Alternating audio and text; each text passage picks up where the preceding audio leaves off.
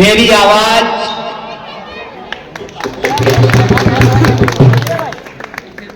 आवाज जहां तक पहुंच रही है, बल्ली मारान के तमाम आदरणीय बुजुर्गों का, हमारी माताओं बहनों का, नौजवान दोस्तों का, इस इलाके में रहने वाले, दुकानदारी करने वाले, मेहनत मजदूरी करने वाले, बिजनेस करने वाले, नौकरी करने वाले, अपने खून पसीने की कमाई से अपने परिवार का भरण पोषण करने वाले आप तमाम मेहनतकश आवाम का क्रांतिकारी इस्तकबाल करता हूं। आपका हार्दिक अभिनंदन। दोस्तों, चुनाव का वक्त है, हर मंच पे सियासी बातें होती है और मैं कई जगह से तुगलकाबाद, संगम विहार होते हुए आपके बीच में आया हूं और मुझे जल्दी से ओखला पहुंचना है और ये हमारी दूसरी सभा है।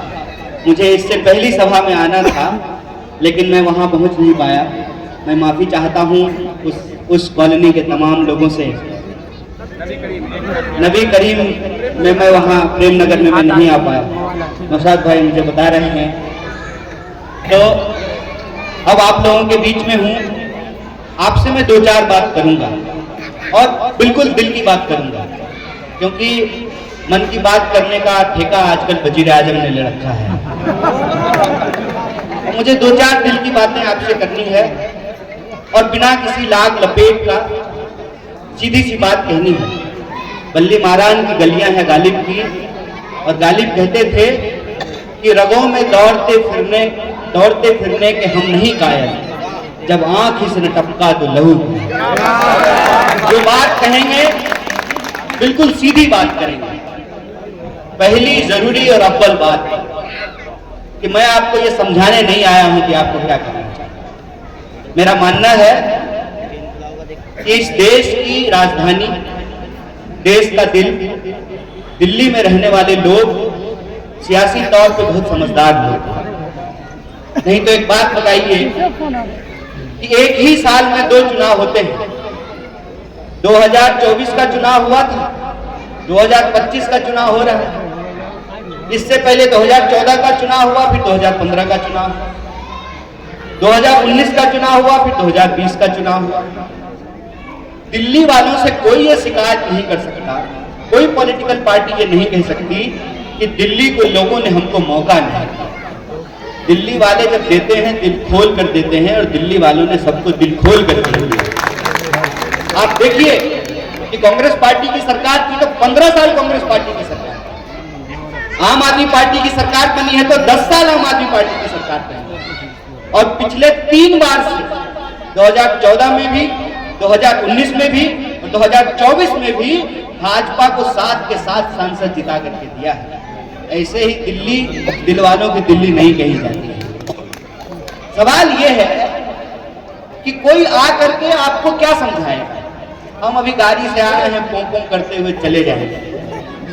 जो यहीं पैदा हुए, जिनके पुरखे यहीं दफन हैं, कितनी पीढ़ियों से वो यहीं रह रहे हैं, उनको मालूम है कि कॉलोनियां कैसे बदली है, गलियों का सूरत हाल कैसे बदला है, कौन सी दुकान पहले कहाँ हुआ करती थी और वो दुकान कैसे बंद हो गई, उस दुकान में, उस मकान में नया दुकान कैसे खुल गया है, कहाँ चाट पापड़ी अच्छा मिलता है, कहाँ का गोश्त अच्छा है, कहाँ का छोला भटूरा अच्छा है, कहाँ का जो है छोला कुलचा अच्छा मिलता है, कहाँ का ब्रेड पकौड़ा अच्छा है, कौन सा इलेक्ट्रीशियन अच्छा काम करता है, कौन पंखा सही बना के देता है, किसका कूलर बनाया हुआ जल्दी खराब नहीं होता, कौन प्लम्बर अच्छा है, कौन मास्टर अच्छा है, किसकी तालीम अच्छी है, आप बखूबी जानिए।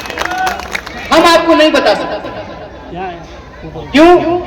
क्योंकि फिर मैं गालिब को याद करता हूँ। गालिब कहते थे मुझे जन्नत की हकीकत मालूम है, जन्नत है कि जहन्नम है वो आप जानते हैं, हम आपको नहीं समझा सकते। हम बस आपसे इतना दरख्वास्त करने के लिए आए हैं कि आपने 15 साल शीला जी की सरकार देखी, आपने बीजेपी का जो है इनडायरेक्ट रूल देखा, इनडायरेक्ट रूल ही है ना। अरे 7 का 7 सांसद दिल्ली के लोग जिता करके दे रहे हैं बीजेपी को, तभी तो नरेंद्र मोदी प्रधानमंत्री बन रहे हैं। अगर नरेंद्र मोदी प्रधानमंत्री नहीं होते तो जैसा का पप्पा गृह मंत्री नहीं होता, दिल्ली पुलिस उसके अंदर नहीं होता। सीधा हिसाब है ना भैया, कि केंद्र में उनकी सरकार है, तभी तो एलजी उनके अंडर है, तभी तो केजरीवाल जी कहते हैं कि एलजी हमको काम करने के लिए नहीं देते। कबीर कहते हैं चलती चक्की देखकर दिया कबीरा रोए, दो पाटन के बीच में साबुत बचाने। ये तू मैंने का खेल जो है वो 10 साल से चल रहा है और सबका मॉडल आपके सामने है। बीजेपी का रिमोट कंट्रोल मॉडल आपके सामने है, केजरीवाल जी का मॉडल आपके सामने है और शीला जी का मॉडल आपके सामने है। और मेरे ख्याल से आप दुरुस्त लोग हैं, आपकी समझ यादाश्त भी ठीक है और आपको चीजें बहुत ठीक ठाक दिखाई देती है, जिनको देखने में तकलीफ होती है। पूरी दिल्ली, पूरा देश बल्ली महाराज आकर के अपना चश्मा बनवाता है। तो आपकी नजर में तो जो है कोई डाउट किया नहीं जा सकता है, कोई शक शुबह की जगह तो है नहीं। तो आप अपने दिल पे हाथ रख करके तय कीजिए कि आपके लिए क्या सही है क्या गलत है, इसका फैसला आपको करना है। मैं ये बताने समझाने नहीं चाहता, मैं बस 2 बात आपसे कहना चाहता हूं। एक, इस देश में जो संघर्ष है, जो लड़ाई है, वो लड़ाई दरअसल विचारधारा को बचाने की है। आपने देखा पिछले दिनों आरएसएस प्रमुख मोहन भागवत ने कहा कि 47 में आजादी नहीं मिली। कैसे उनको लगता है कि 47 में आजादी मिली है? क्योंकि वो 47 की आजादी के लिए कुछ किए नहीं। जान तो अशफाक और बिस्मिल ने मिलकर के दिया था ना। सरफरोशी की तमन्ना अब हमारे दिल में है, देखना है जोर कितना बाज में कातिल है। जिन्होंने जान गंवाई, जो हंसते के हंसते हंसते फांसी के फंदे को चूमा, हम कहते हैं कि जिनके जहन में गांधी, नेहरू, मौलाना अबुल कलाम आजाद, सुभाष चंद्र बोस, भगत सिंह, अशफाक और बिस्मिल का विचार है, वो एक तरफ है। वो भरोसा करते हैं डॉक्टर बाबा साहब भीमराव अंबेडकर के बनाए संविधान पर, वो भरोसा करते हैं इस देश के आईन पर, इस देश के कानून पर। दूसरी तरफ ये लोग हैं, नया नया निजाम है, नया जूता पांव काटता है ना, वही हाल इनका है। और ये जो नया निजाम है, ये नई परिभाषा लिखना चाहता है देश का।